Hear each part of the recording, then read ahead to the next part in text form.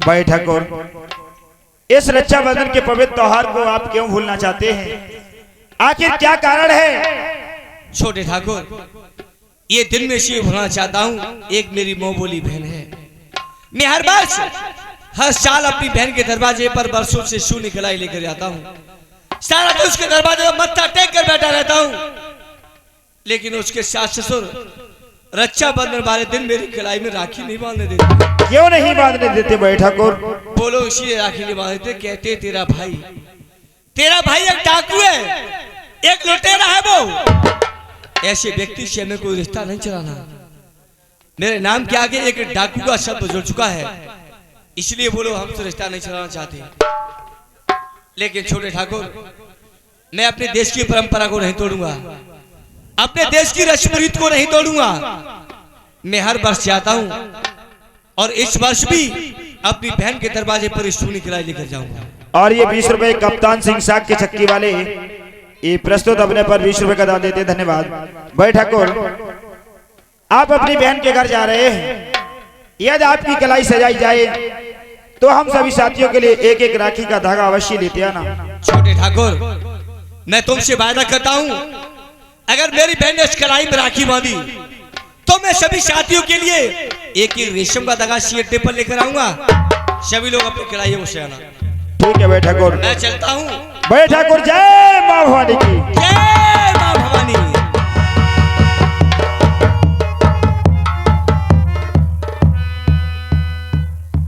और ये कमेटी के लिए दान आया है 50 रुपया साजन, 50 रुपया संकेत नंगला राम, 50 रुपया रश्मि वाइफ ऑफ हरि सिंह नंगला के अंदर, 50 रुपया डॉक्टर प्रवेश साग के बद्दोपुर, 50 रुपया Munna Lal son of doctor Ram Singh साग के बद्दोपुर, 50 रुपया राम मुरारी उर्फ भोले बद्दोपुर, 50 रुपया नीरज सन ऑफ जगदीश प्रदास बद्दोपुर, 20 रुपया अवधेश सैनी बद्दोपुर, 20 रुपया सचिन सैनी बद्दोपुर और 20 रुपया गुमनाम जलने वाले को।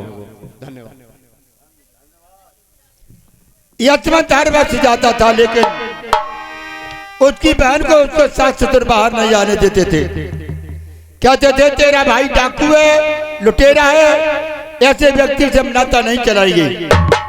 बंधु हर वर्ष जाता है, शाम को वापस चला आता है। इस वर्ष भी जा रहा है। उधर सरला उदास बैठी है,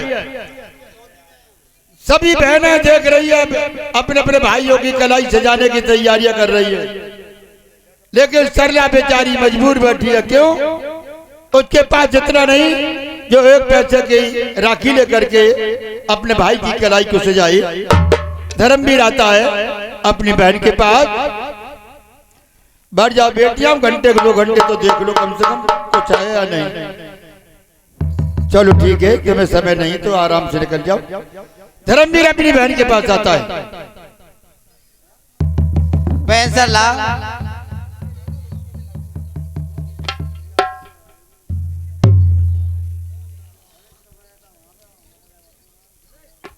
क्या तुमने कुछ खाने के लिए नहीं बनाया क्या?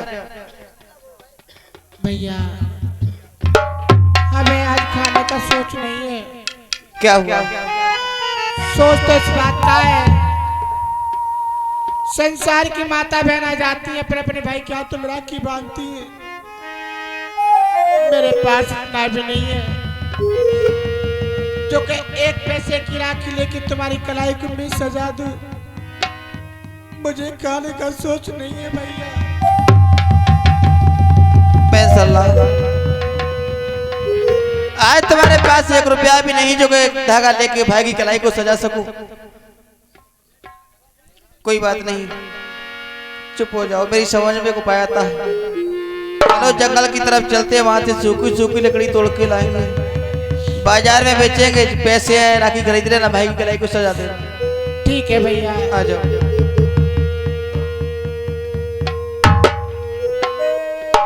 दोनों बहन भाई मजबूर विचार किया कि हम जंगल से जाकर सूखी लकड़ी लेकर आएंगे, लकड़ी बाजार में बेचेंगे, उसके पैसे आ जाएंगे, उसके बाद हम राखी खरीदेंगे। जंगल को लकड़ी लेने के लिए जाते हैं।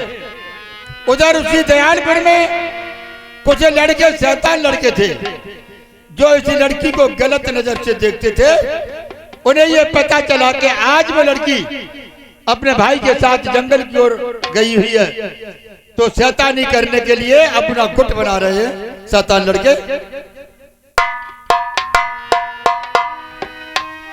अरे भाई सूरन, अरे भाई अजीत, अरे क्या बात है भैया? अरे भाई आज तुमसे एक काम पड़ गया है मेरा। काम पड़ गया है? हाँ। क्या काम पड़ गया है? अरे वो नहीं है अपने गांव में जो धर्मवीर रहता है, हाँ? उसकी एक बहन है सरला, उस पर यार मेरा दिल आ गया है। तो मुझे क्या करना है उसमें? अरे तुम्हें करना है इसीलिए तो बुलाया मैंने उससे कई बार बात करने की कोशिश की, लेकिन यार वो मुझसे बात ही नहीं करती है, इसलिए मैं चाहता हूँ तुम उससे मेरी दो बात करा दो। ठीक है, आज हमने उन दोनों बहन भाइयों को उस जंगल में जाते हुए देखा है। क्या कहा, जंगल में जाते हुए? हाँ। अरे फिर तो काम बन गया, फिर क्या है? चलो उधर ही चलते हैं, उसके भाई को हम पकड़ लेंगे, तुम उससे अपनी बात कर लेना। ठीक है, उस्ताद से बात कर ले। यार ये बताओ, तुम्हारी वो महबूबा कैसी है?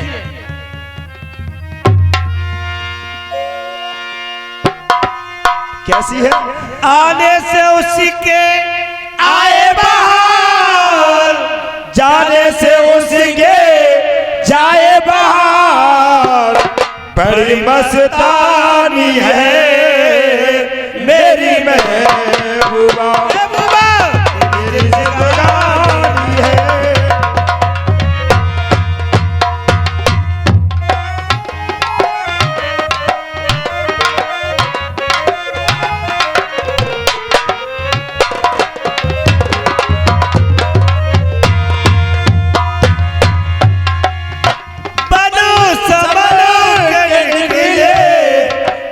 सावन का जब जब महीना,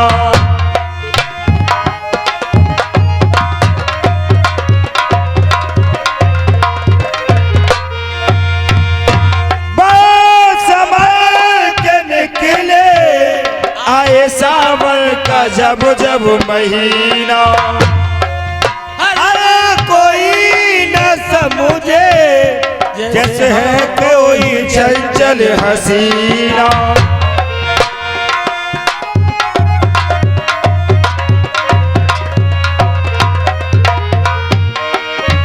पूछो तो कौन है वो ऋतु सुहानी है मेरी महबूबा, महबूबा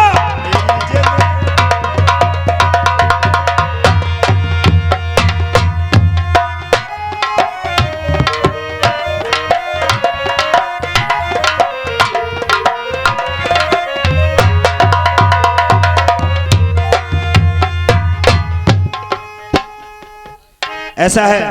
देखो वो सामने दिखाई दे रहे हैं, हाँ हैं? चलो चलो। उनके पास चलते हैं, आ जाओ, चलो उधर ही चलते हैं। आ जाओ।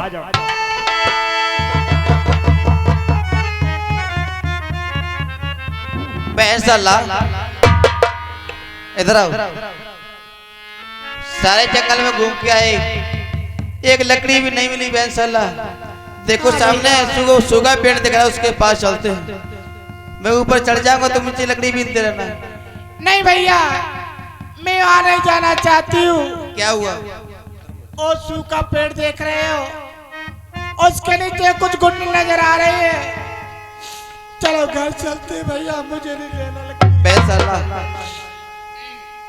एक भाई के होते हुए बहन को किसी बात की चिंता नहीं करनी चाहिए।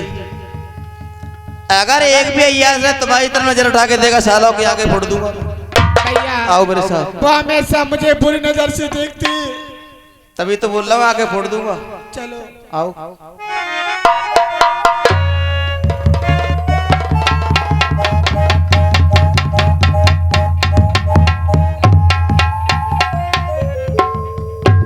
अरे धर्मवीर, राम राम। राम राम। धर्मवीर, कहो। एक बात बताओ यार, जंगल में क्या करने के लिए आए हो? लकड़ी लेने के लिए आए। लकड़ी लेने के लिए? लेकिन लकड़ी का क्या करोगे? खाना बनाने के लिए। खाना बनाने के लिए? ऐसा है, हम सभी साथी मिलकर के तुम्हारे लिए बहुत ढेर सारी लकड़ी तुड़वा देंगे। क्यों, क्या मतलब है? थोड़ा सा काम है तुमसे। बोलो क्या काम?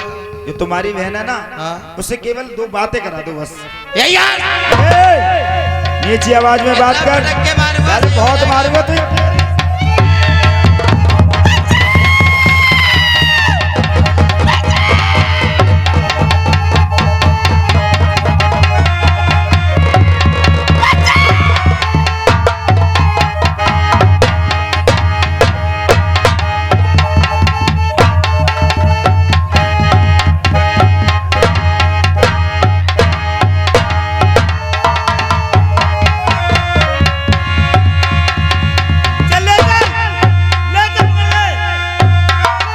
ये क्या? मैं इस घने जंगल से जा रहा हूँ, आवाज आ रही है बचाओ बचाओ बचाओ। समझ में नहीं आता इस तरह से कौन चिल्ला रहा है। पहले चलकर इसे देखना चाहिए कौन है ये।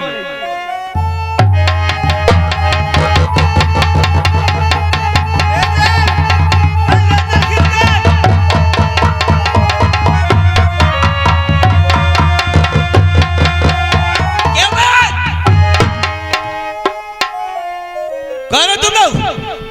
इस लड़की को इस तरह से क्यों छेड़ रहे हो?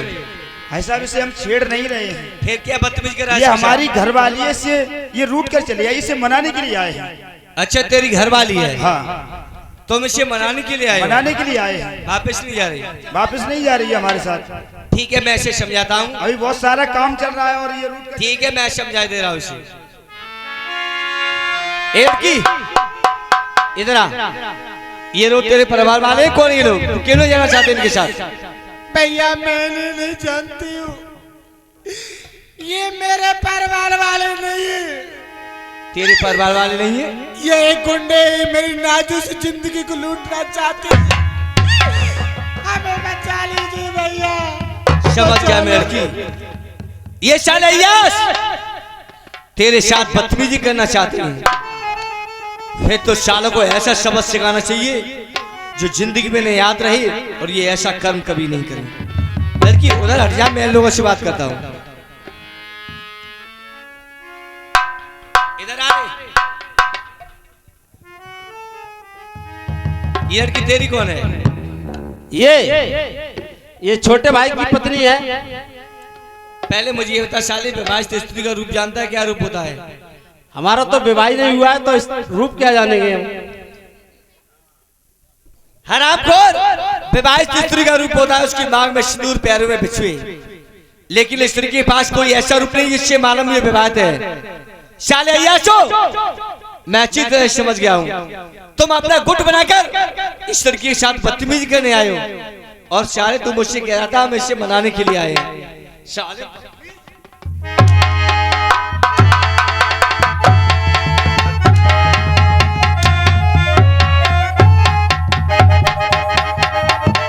छेड़ेगा इसे, करेगा इसके साथ बदतमीजी।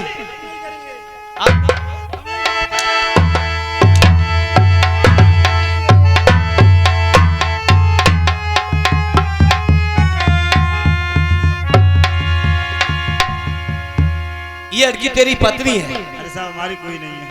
तू तो कह रहा था ये मेरी पत्नी है। वो मैं झूठ बोल रहा था साहब। झूठ बोल रहा था? सच तो ये है साहब, हम अय्यास लोग हैं। साले अय्याशो, इस लड़की को होने जगह में क्या देखकर इसके साथ बदतमीजी करने आए हो? अब नहीं करेंगे साहब, अब नहीं करेंगे।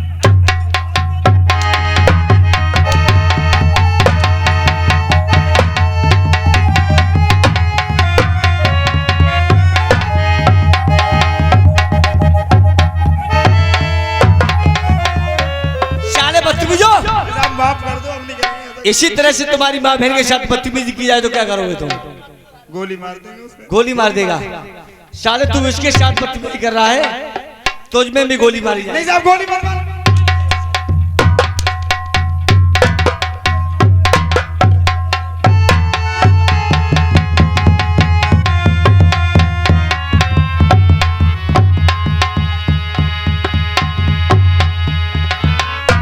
कहाँ जा रहा है?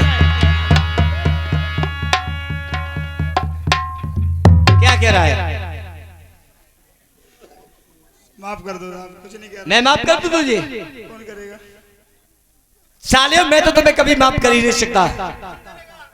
तुम्हें माफ तो वही लड़की करेगी जिसके साथ तुम बदतमीजी करना चाहते थे। क्यों रे? तुम लोगों के साथ एक और था, वो कहाँ गया? हाँ था वो। कहाँ है वो? अरे आजा। बनाओ सभी। अरे आजा। अरे जल्दी आजा।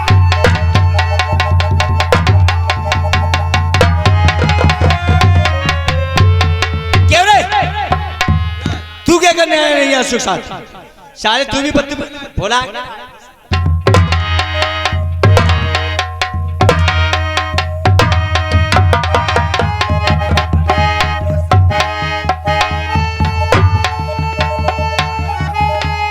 इसे माफ कर दो साहब, ये बहुत भोला आदमी है। साले मैं तो तुम्हें कभी माफ कर ही नहीं सकता। फिर कौन माफ करेगा? तुम्हें माफ तो पहली लड़की करेगी जिसके साथ तुम बदतमीजी करना चाहते थे। उसके पैर छुआ कर माफी मांगो उससे। ठीक है, माफ कर।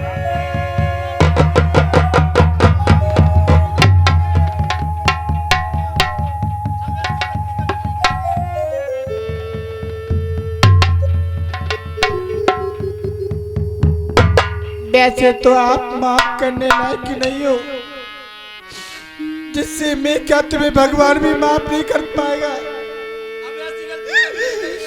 मैं बेशक गरीब हूँ,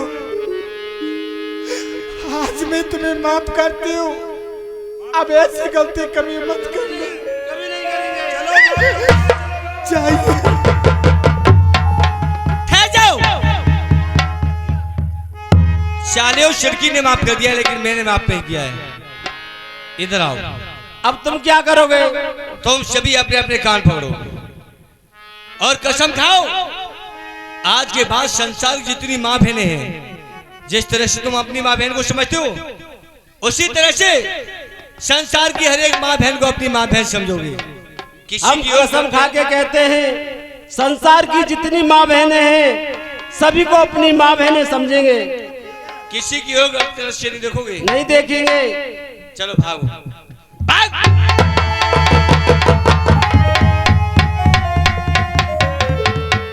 ये साले अय्याश बदतमीजी करने आए थे। सालों को ऐसा सबक सिखाते जिंदगी में याद रहेगा, ऐसा कर्म कभी नहीं करेंगे।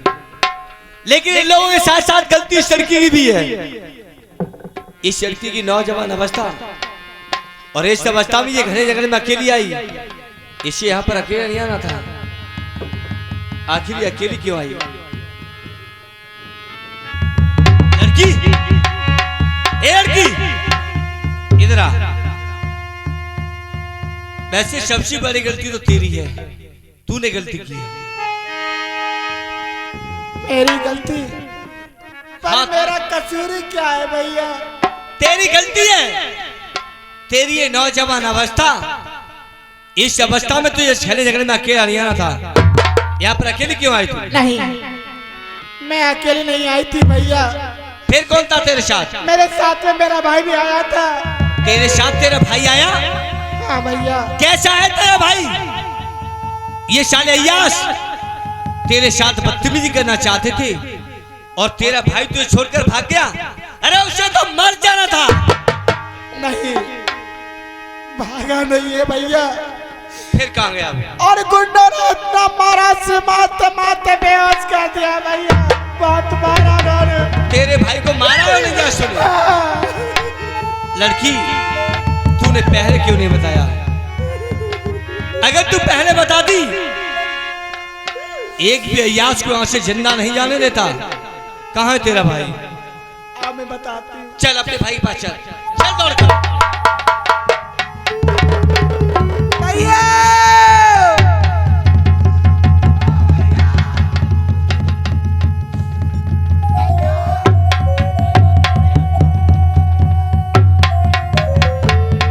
यही है तेरा भाई? खड़े हो जाओ भाई।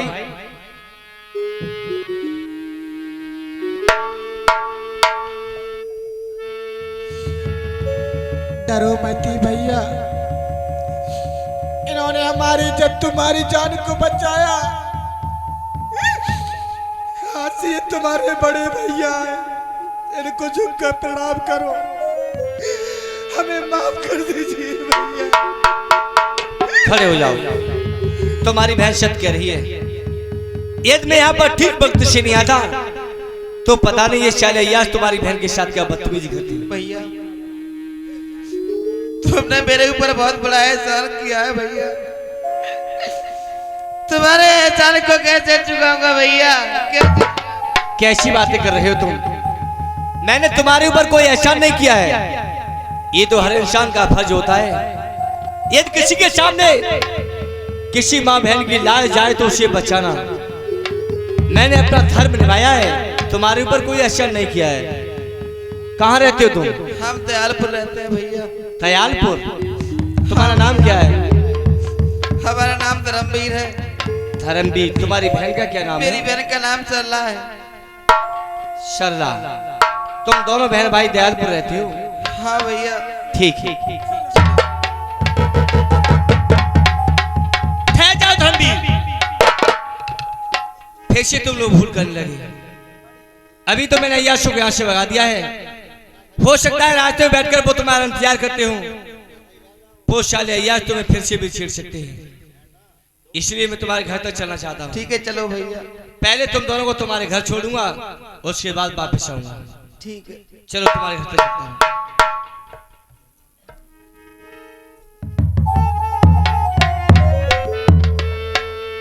भैया बोलो। यही हमारा घर है भैया, यही हमारा घर। ये एक घास फूस की टूटी हुई झोपड़ी, यही है तुम्हारा घर? ये टूटी झोपड़ी नहीं भैया, ये गरीब भाई का घर है। धर्मवीर, वही तो मैं सोच रहा हूँ, तुम दोनों बहन भाई फिर भी किस्मत वाले हो, नसीब वाले हो तुम दोनों, जो तुम्हारी किस्मत में टूटी झोपड़ी तो है। एक मैं अभागा, मेरे नसीब में तो टूटी झोपड़ी भी नहीं। मेरा तो बस पृथ्वी का बिछौना और आकाश का ओढ़ना है। बस यूं ही जंगल में रहकर अपना जीवन बिता रहा हूँ, संसार में कुछ भी नहीं अपना। धर्मवीर, सरला, तुम दोनों बहन भाई अपने घर आ चुके हो। अब यहाँ तुम्हें कोई नहीं छेड़ सकता। मैं यहाँ से जा रहा हूँ। कहाँ जा रहे हो भैया? कहाँ जा रहा हूँ? तुझे मालूम है रक्षाबंधन का दिन है।